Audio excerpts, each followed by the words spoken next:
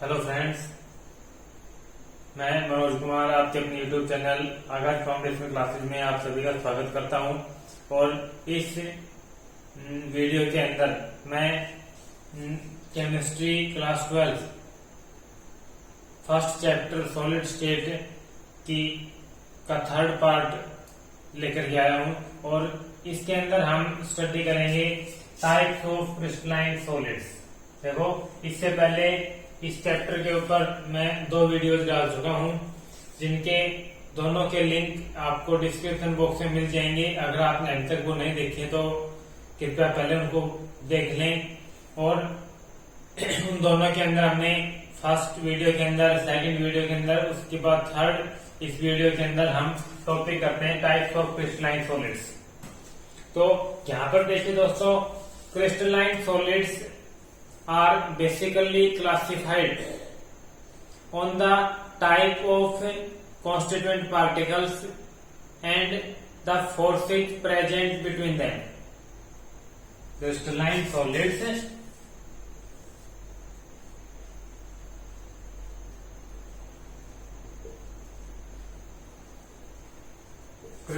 solids are classified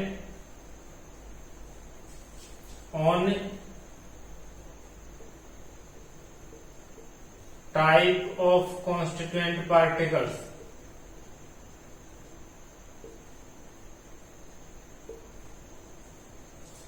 and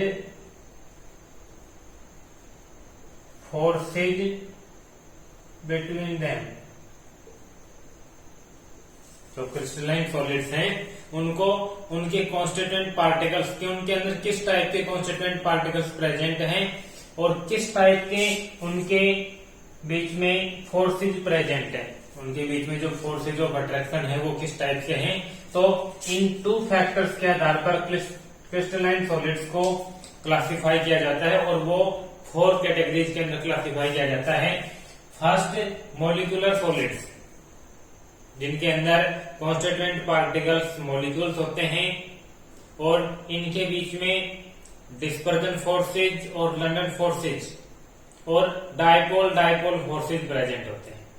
देखो, 3 type की forces, constituent particles molecules होते हैं और डिस्पर्जन फोर्सेज और लंडन फोर्सेज और डायपोल फोर्सेज इनके कॉन्स्टिट्यूएंट पार्टिकल्स के बीच में प्रेजेंट होते हैं। सेकेंड कैटेगरी, आयनिक सॉलिड्स। आयनिक सॉलिड्स, इनके कॉन्स्टिट्यूएंट पार्टिकल्स आयन्स होते हैं, कॉन्स्टिट्यूएंट पार्टिकल्स आयन्स होते हैं और इनके बीच में electrostatic force of attraction, constituent particles के बीच में electrostatic force of attraction present होते हैं। थर्ड, मेटेलिक सॉलिड्स, इनके अंदर कॉन्स्टिट्यूएंट पार्टिकल्स मेटल आयन्स होते हैं, constituent particles are metal ions, kernels, जिनको हम कर्नेल्स भी बोलते हैं। मेटल आयन्स और kernels are the constituent particles and force of attraction are metallic bonds, के बीच में मेटेलिक बॉन्ड्स फोर्सेज के रूप में होते हैं। Fourth category, covalent bonds, covalent solids. Covalent solids, इनके अंदर कॉन्स्टिट्यूएंट पार्टिकल्स कोवेलेंट मॉलिक्यूल्स होते हैं, constituent particles are covalent molecules and force of attraction covalent bonds. तो यहाँ पर हम इनको 1 बाय 1 स्टडी करते हैं। सबसे फर्स्ट हम देखते हैं मॉलिक्यूलर सॉलिड्स को। जैसा हमने बताया कि मॉलिक्यूलर सॉलिड्स के कॉन्स्टिट्यूएंट पार्टिकल्स मॉलिक्यूल्स होते हैं और इनके बीच में डिस्पर्जन फोर्सेज, लंडन फोर्सेज और डायपोल फोर्सेज प्रेजेंट होते हैं। अब इनको भी आगे चल करके 3 कैटेगरीज के अंदर डिवाइड किया जाता है, वही based on the type of constituent particles and forces present between them. ये 3 कैटेगरीज कौन कौन सी होती हैं? First, polar molecular solids, first polar molecular solids, second non polar molecular solids और third hydrogen bonded molecular solids. अब यहाँ पर इन तीनों के अंदर क्या डिफरेंस है, तो देखो फर्स्ट तो वही, इन तीनों के अंदर कॉन्स्टिट्यूएंट पार्टिकल्स डिफरेंट है। सेकंड, इन तीनों के कॉन्स्टिट्यूएंट पार्टिकल्स के बीच में जो फोर्सेज होते हैं वो डिफरेंट होते हैं। यहाँ पर फर्स्ट देखिए मॉलिक्यूलर, पोलर मॉलिक्यूलर सॉलिड्स, इसके अंदर जो मॉलिक्यूल्स होते हैं वो पोलर कंपाउंड्स, देखो पोलर कंपाउंड्स होते हैं जिनके अंदर एक पोल पर नेगेटिव चार्ज होता है, दूसरे पर पॉजिटिव चार्ज होता है। एक साइड में एक एटम के ऊपर पॉजिटिव चार्ज ज्यादा होता है, दूसरे पर नेगेटिव चार्ज, तो एक पॉजिटिव नेगेटिव दो पोल बना लेते हैं। और इस तरह के जो कंपाउंड्स होते हैं उनके जो मॉलिक्यूल्स होते हैं उनके सॉलिड्स पोलर मॉलिक्यूलर सॉलिड्स कहलाते हैं। जैसे सॉलिड HCl पोलर मॉलिक्यूल होता है, पोलर कंपाउंड होता है, और ये जब सॉलिड फॉर्म के अंदर आता है तो वो एक पोलर मॉलिक्यूलर सॉलिड्स होता है। सॉलिड SO2 है, सॉलिड H2O है। ये देखो ये पोलर के अंदर भी और हाइड्रोजन बॉन्डेड के अंदर भी स्टडी करेंगे। इनके अंदर force of attraction dipole dipole forces होते हैं, क्योंकि जो एक पोलर मॉलिक्यूल होता है उसको एक डाइपोल कहा जाता है, ये पॉजिटिव चार्ज ये नेगेटिव चार्ज, तो ये एक डाइपोल कहा जाएगा। अब एक डाइपोल दूसरे डाइपोल को अट्रैक्ट करता है,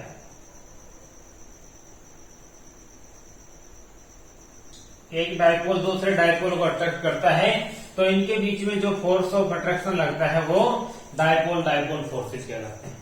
तो first molecular, polar molecular solids के अंदर कॉन्स्टिट्यूएंट पार्टिकल्स होते हैं molecules of polar compounds, and force of attraction होते हैं डाइपोल डाइपोल फोर्सेज। ये बहुत ही सॉफ्ट होते हैं और नॉन कंडक्टर ऑफ हीट और इलेक्ट्रिसिटी होते हैं। These are very soft because the forces present between them are weak forces. Dipole dipole forces are weak forces, so these are soft and non-conductor of electricity. Low but higher than non-polar melting point.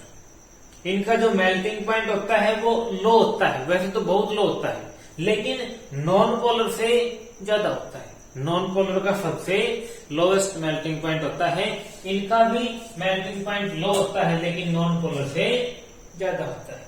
ये generally either gases और liquids at room temperature, generally room temperature के ऊपर या तो gas होते हैं या फिर लिक्विड्स होते हैं।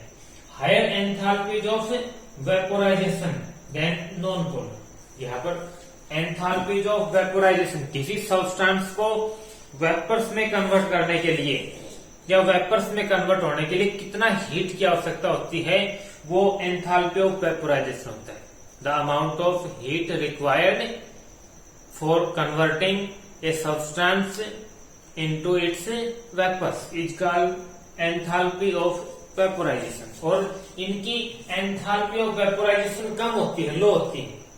पहले देखो मेल्टिंग पॉइंट भी लो होता है, मेल्टिंग पॉइंट लो होगा तो उनकी एंथैल्पी ऑफ वेपोराइजेशन भी लो होगी। तो एंथैल्पी ऑफ वेपोराइजेशन लो होती है लेकिन नॉन पोलर से अधिक होती है। इसी प्रकार नॉन पोलर के अंदर कॉन्स्टिट्यूएंट पार्टिकल्स होते हैं molecules of noble gases, molecules of noble gases और नॉन पोलर कंपाउंड्स। जो नॉन पोलर कंपाउंड होते हैं जिनके अंदर एक ही टाइप के एटम्स प्रेजेंट होते हैं, जैसे H2 है, H2 के अंदर 2 एटम्स हैं लेकिन दोनों सेम काइंड के हैं, तो ये नॉन पोलर मॉलिक्यूल होता है, नॉन पोलर कंपाउंड है। Cl2 है, N2 है, या फिर जो नोबल गैसेज होते हैं उनके मॉलिक्यूल्स होते हैं, जैसे हीलियम है, नियोन है। ये अगर सॉलिड फॉर्म में होते हैं तो वो नॉन पोलर मॉलिक्यूलर सॉलिड्स कहलाते हैं। इनके बीच में डिस्पर्जन और लंडन फोर्सेज होते हैं।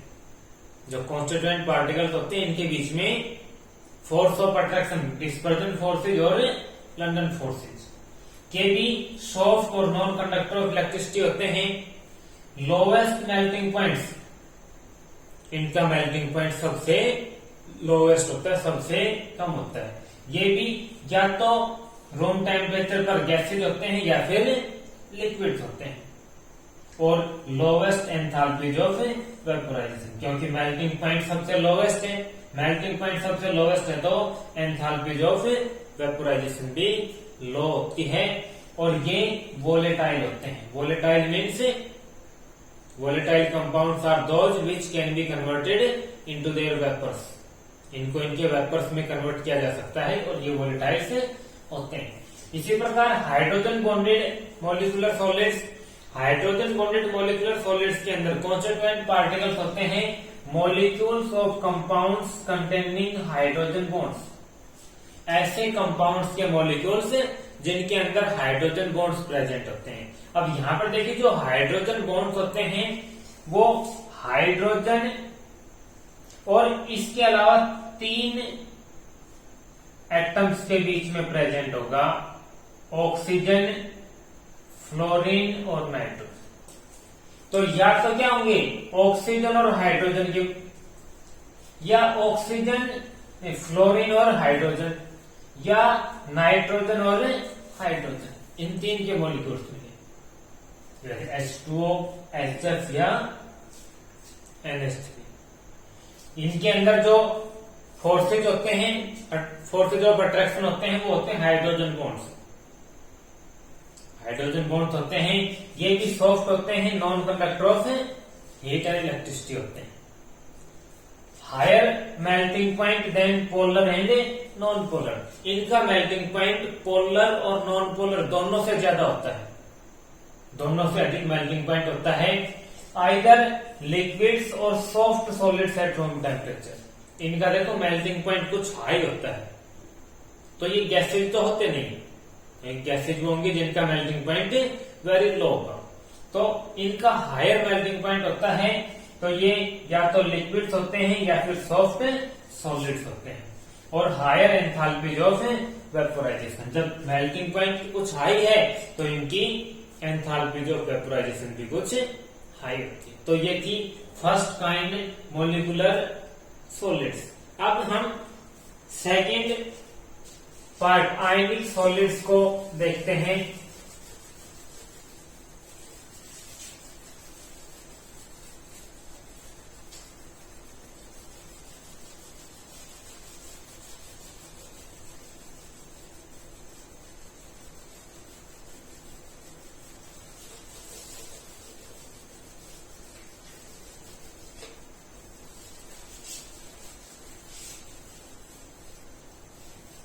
यहां पर देखो आयनिक सॉलिड्स, आयनिक सॉलिड, इनके कॉन्स्टिट्यूएंट पार्टिकल्स होते हैं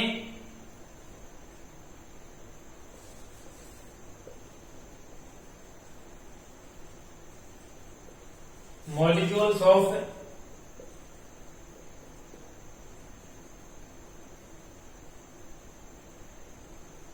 आयनिक कंपाउंड्स। इनके कॉन्स्टिट्यूएंट पार्टिकल्स क्या होते हैं मॉलिक्यूल्स ऑफ आयनिक कंपाउंड्स। इनके बीच में फोर्सेज ऑफ अट्रैक्शन होते हैं आयनिक बॉन्ड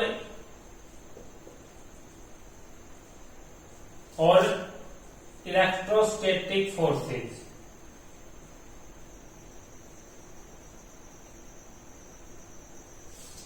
यहां पर 1 मिनट थोड़ा सा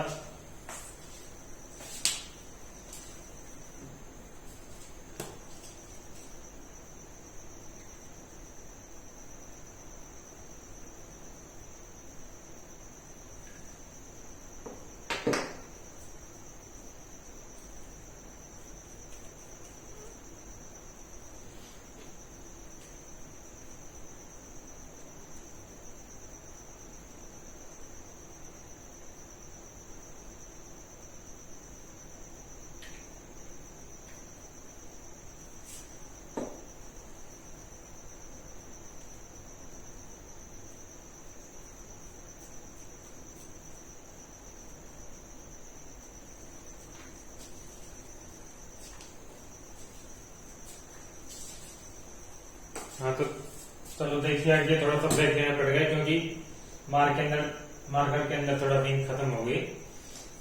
तो आयनिक सॉलिड्स के अंदर जो कॉन्स्टिट्यूएंट पार्टिकल्स होते हैं वो होते हैं मॉलिक्यूल्स ऑफ आयनिक कंपाउंड्स।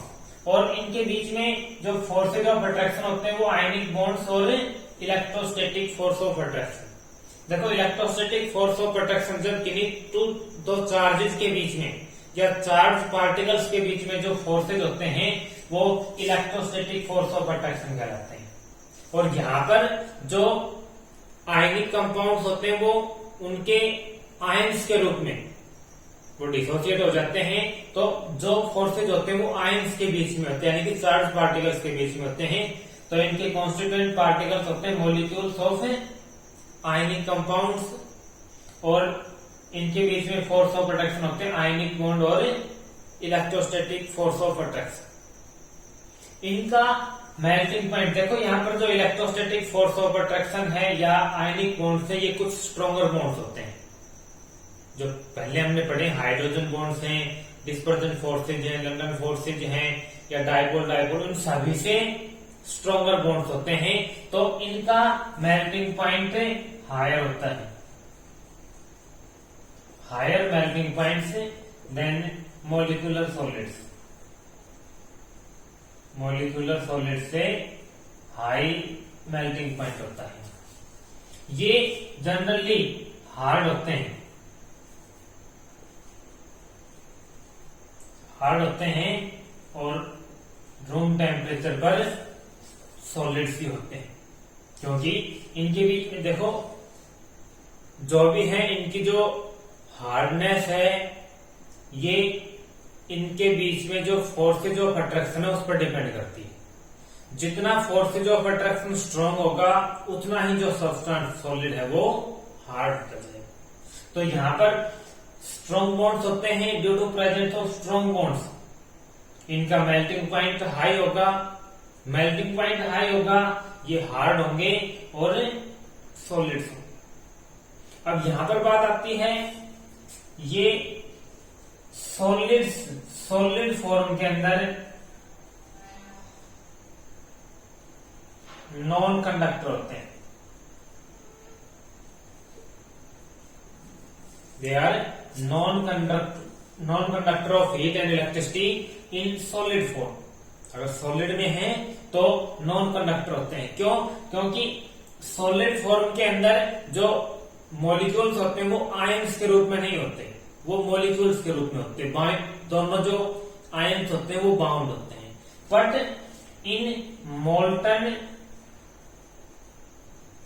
और सॉल्यूशन फॉर्म, लेकिन मोल्टन अगर इनको मेल्ट कर दिया जाए, मोल्टन फॉर्म के अंदर हो या सॉल्यूशन फॉर्म के अंदर हो, किसी दूसरे सॉल्यूट के अंदर या सॉल्वेंट के अंदर डिजोल्व कर दिया जाए तो सॉल्यूशन फॉर्म के अंदर हो तो ये conductor of heat and electricity होते हैं।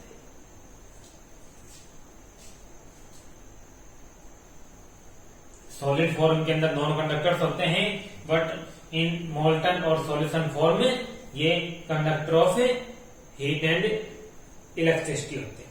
अब यहां पर इनके जैसे एग्जांपल है, जैसे NaCl है। NaCl एक आयनिक कंपाउंड होता है और इसका जो सॉलिड फॉर्म होता है वो एक आयनिक सॉलिड्स होते हैं। अब इनमें क्या होता है, जो NaCl है, NaCl Na पॉजिटिव और Cl नेगेटिव के अंदर डिसोसिएट होता है। और जो इसकी स्ट्रक्चर होती है, एक Na पॉजिटिव आयन के चारों तरफ 6 Cl नेगेटिव आयन्स होते हैं।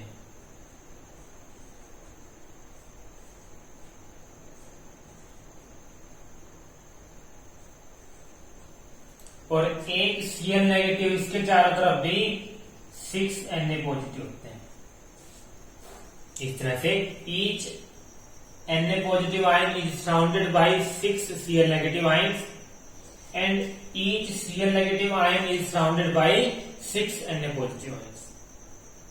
तो ये यहाँ पर आयनिक solids, constituent particles, molecules of ionic compounds, force of attraction, ionic bonds और electrostatic, these are have higher melting point than molecular solids. These are hard solids, non-conductor of electricity in solid form.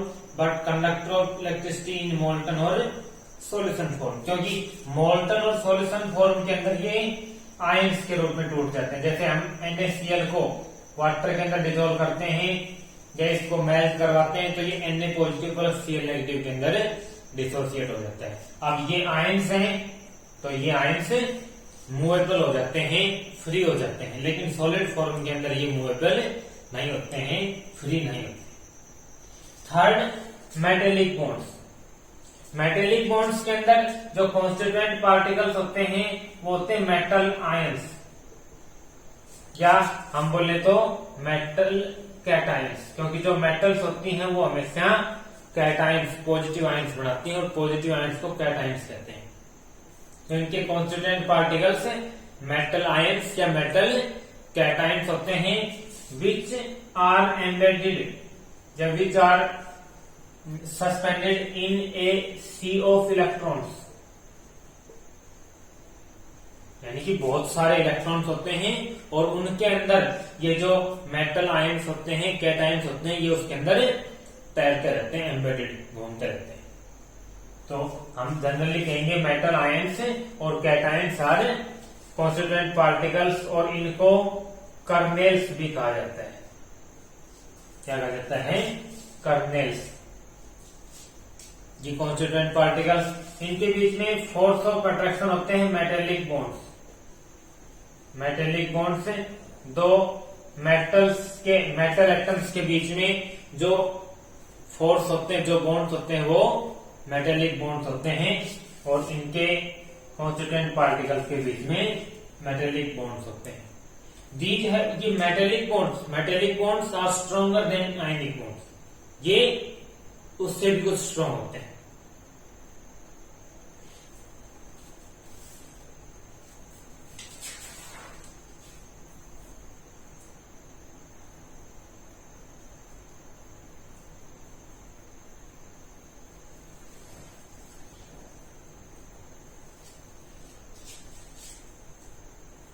Higher melting points, इनका भी melting points higher होता है, बहुत high melting points होते हैं।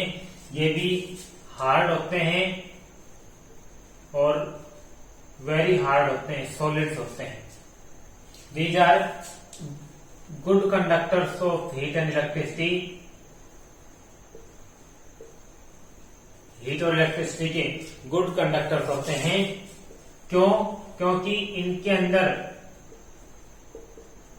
Free electrons होते हैं।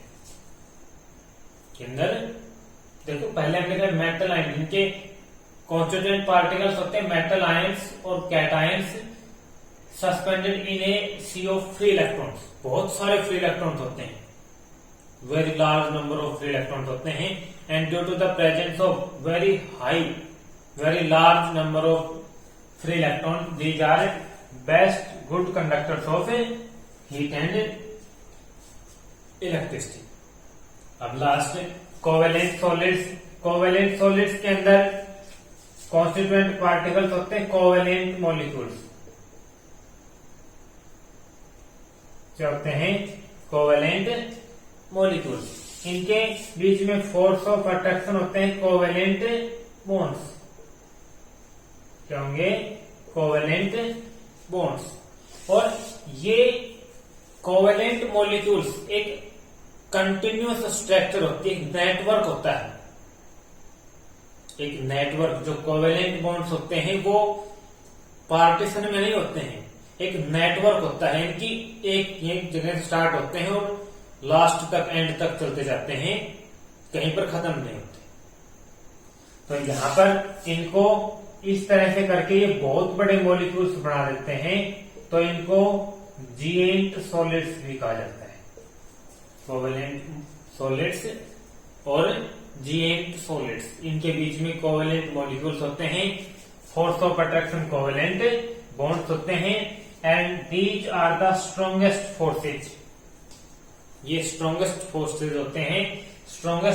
होते हैं, तो इनका हाईएस्ट मेल्टिंग पॉइंट होता है, सबसे अधिक मेल्टिंग पॉइंट होता है। ये सबसे अधिक हार्डेस्ट सब्सटेंस होते हैं। जो डायमंड होता है, डायमंड हार्डेस्ट सब्सटेंस होता है इस नेचर का, इस अर्थ का, जो एक कोवेलेंट सॉलिड्स ही होता है। ये भी non conductor of, poor conductor of heat और इलेक्ट्रिसिटी होते हैं। These are also poor conductors of heat and electricity. यहाँ पर आयनिक सॉलिड्स के जैसे एग्जांपल NaCl, मेटेलिक सॉलिड्स के कोई भी मेटल्स हैं, कॉपर है, gold, silver, iron, cobalt, nickel, ये सब मेटेलिक सॉलिड्स हैं। यहाँ पर इनके एग्जांपल अगर हम दें तो हम कार्बन डायमंड की फॉर्म में, डायमंड है, ग्रेफाइट है, ये सब कोवेलेंट सॉलिड्स और कोवेलेंट मॉलिक्यूल्स होते हैं। अब यहाँ पर कोवेलेंट सॉलिड्स के बारे में एक इंपॉर्टेंट थोड़ा सा आता है।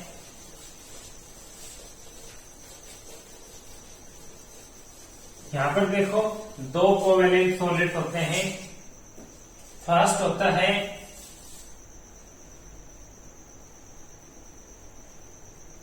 डायमंड और सेकंड होता है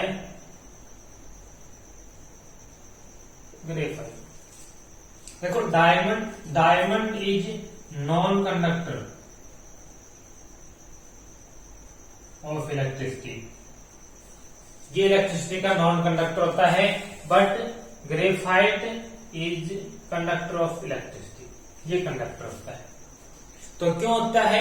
क्योंकि देखो जो डायमंड होता है, डायमंड की स्ट्रक्चर किस टाइप से होती है, ये कार्बन एटम है, इसके साथ में 4 अदर कार्बन एटम्स होते हैं।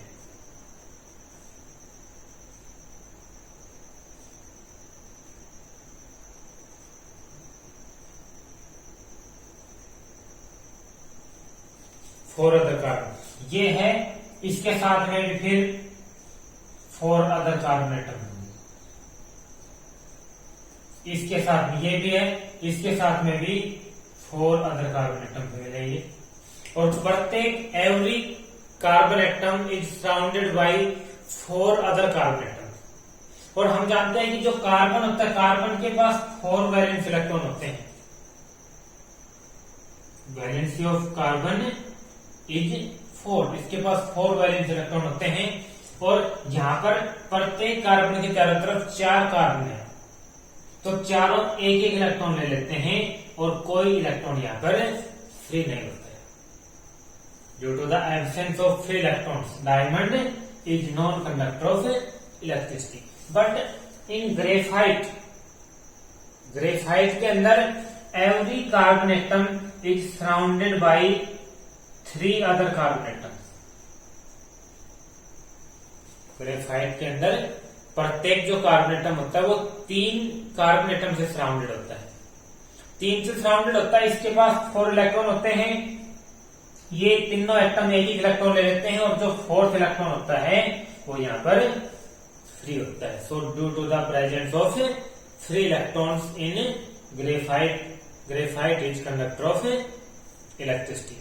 तो आज की वीडियो के अंदर इतना ही। इससे आगे का नेक्स्ट वीडियो के अंदर लेके आएंगे। तब तक के लिए वीडियो देखिए, लाइक कीजिए, शेयर कीजिए, और अगर हमारे चैनल को अभी तक सब्सक्राइब नहीं किया है तो कृपया सब्सक्राइब कर लीजिए। धन्यवाद।